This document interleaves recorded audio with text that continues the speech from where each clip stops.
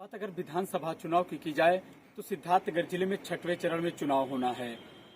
ऐसे में सिद्धार्थनगर जिले में चुनाव की सरगर्मियां तेज हो गई हैं। डुमरियागंज विधानसभा क्षेत्र में एक बार फिर हिंदू मुस्लिम का मामला तूल पकड़ने लगा है। विधायक राघवेंद्र सिंह इस बार फिर हिंदू मुस्लिम की राजनीति पर आ चुके हैं। बात अब मस्जिद तक पहुंच गई है। यहाँ की राजनीति को हिंदू मुस्लिम करने की पुरजोर कोशिश की जा रही है।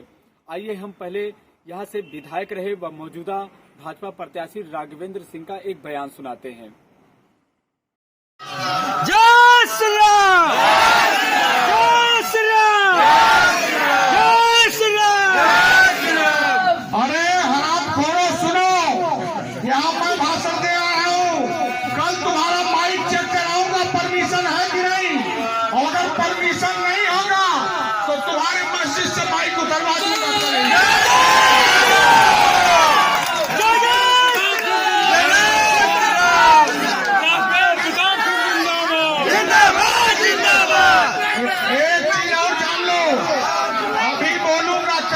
परमिशन का कागज चेक होगा। एक चीज और सुन लो, पहले रोजा इफ्तारी होता था तो डुमरियागंज की सड़क बंद कर दी जाती थी, गोल टोपी दिखाई देती थी। अब यह सब बंद है कि नहीं बंद है?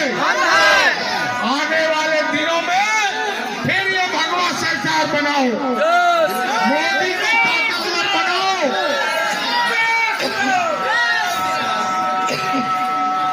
कोरोना में सबको बिना पैसे का टीका लगा कि नहीं लगा? लगा कि नहीं लगा? कोरोना में सबको बाहर से आने वाले मजदूरों को 1000 नगद मिला कि नहीं मिला? कोरोना में सबको फ्री में राशन मिलना शुरू हुआ कि नहीं शुरू हुआ? बताओ भाई, बताओ बहनी, तो लोग बताओ, मिला कि नहीं मिला?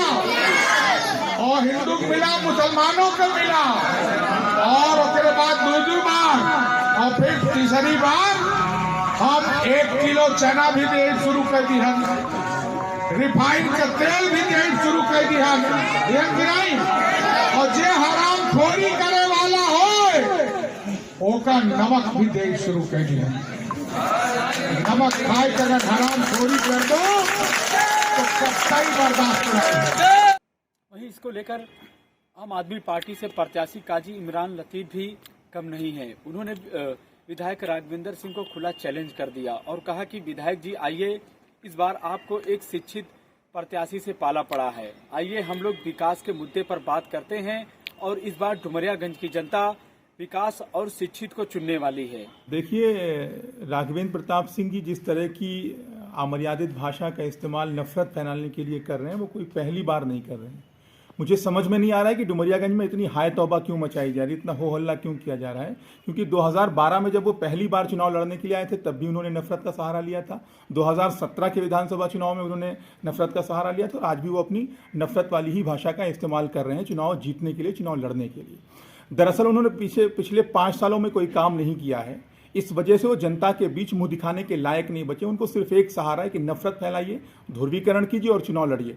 अभी वो तीसरे से चौथे नंबर की लड़ाई लड़ रहे हैं। वो चाहते हैं कि ध्रुवीकरण का माहौल बनाकर उनके सामने एक कमज़ोर प्रत्याशी, जिसको जो सैद्धांतिक रूप से बेहद कमज़ोर है, जो वैचारिक रूप से बहुत बेहद कमज़ोर है, जो पिछले 5 साल तक विपक्ष का सबसे बड़ा नेता था, लेकिन राघवेंद्र प्रताप सिंह के सामने कहीं बोल नहीं सका, कहीं खड़ा नहीं हो सका, कहीं संघर्ष नहीं कर सका, उसी नेता को अपने मुकाबले में लाना चाहते हैं। लेकिन इस बार ऐसा नहीं होगा। पिछले 5 सालों में भी वो किसी की टोपी नहीं उतार पाए थे और मैं गारंटी के साथ कह रहा हूं कि जब तक डुमरियागंज विधानसभा क्षेत्र में इंजीनियर इमरान लतीफ जैसा पढ़ा लिखा सियासत करने वाले लोग हैं, नेता हैं, तब तक किसी राघवेंद्र प्रताप सिंह के अंदर हैसियत नहीं है कि वो किसी की टोपी उतार सके, किसी मस्जिद से माइक उतार सके, किसी का तिलक हटा सके, किसी भी प्रकार की इस तरह की अमर्यादित आचरण करने की हैसियत किसी राघवेंद्र प्रताप सिंह में नहीं, किसी नेता में नहीं है। अभी तो राघवेंद्र प्रताप सिंह जी आए हैं, आप देखिएगा 3-4 दिन बाद एक और आएंगे हैदराबाद से नफरत फैलाने के लिए। दरअसल ये साठगांठ का खेल चल रहा है। लेकिन जब तक, मैं बार बार कह रहा हूं कि इमरान लतीफ जैसे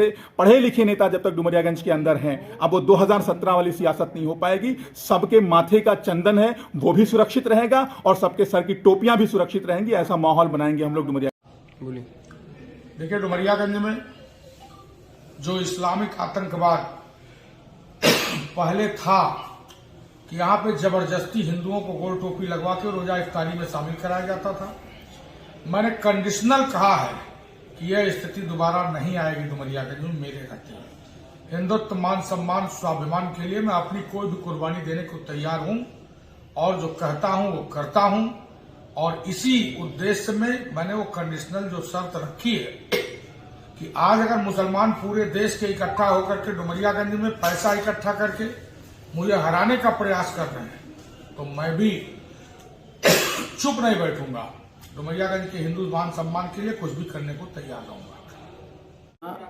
ये जलकरी उर्फ ग्राम खजुहा इस गांव का नाम है और यहाँ जो है रघुविंदर सिंह का सभा लगा हुआ था रोड पे मंदिर के पास और उन्होंने ये भाषण यहाँ दे के गए कि मस्जिद इस वक्त आज मेरे भाषण के टाइम और अजान हो रहा है, मैं इंक्वायरी करा के अगर परमिशन नहीं होगा तो हम लाउड स्पीकर उतरवा देंगे। क्या लाउड स्पीकर का परमिशन है? हाँ है हमारे पास। हाँ सर, डुमरियागंज भाजपा के प्रत्याशी राघवेंद्र प्रताप सिंह, उनकी कुछ हेट स्पीच थी, उसको लेकर के मुकदमा पंजीकृत हुआ। सब किस थाने में हुआ है और मामला क्या है? देखिए, एक वीडियो वायरल हुआ था सोशल मीडिया पे जिसमें एक जनप्रतिनिधि हैं इस जनपद सिद्धार्थनगर के, उनके द्वारा कुछ आपत्तिजनक शब्दों का इस्तेमाल किया गया है और आचार संहिता का उल्लंघन उसमें किया गया है। फ्लाइंग स्क्वाड की जो टीम लगी थी, फ्लाइंग स्क्वाड मजिस्ट्रेट ने इसे आचार संहिता का उल्लंघन पाते हुए एक तहरीर थाना भवानीगंज पे दी है जनपद सिद्धार्थनगर में, जिसमें कल अभियोग पंजीकृत किया गया उनके विरुद्ध। डुमरियागंज में इस बार किसकी सरकार बनेगी, ये बड़ा सवाल है। ऐसे में यहाँ से समाजवादी पार्टी से सैयदा खातून, वहीं आम आदमी पार्टी से काजी इमरान लतीफ, बसपा से अशोक तिवारी और भाजपा से राघवेंद्र सिंह इस बार मैदान में है। डुमरियागंज में इस बार जीत का सेहरा किसके सर पे सजेगा, ये एक बड़ा सवाल है।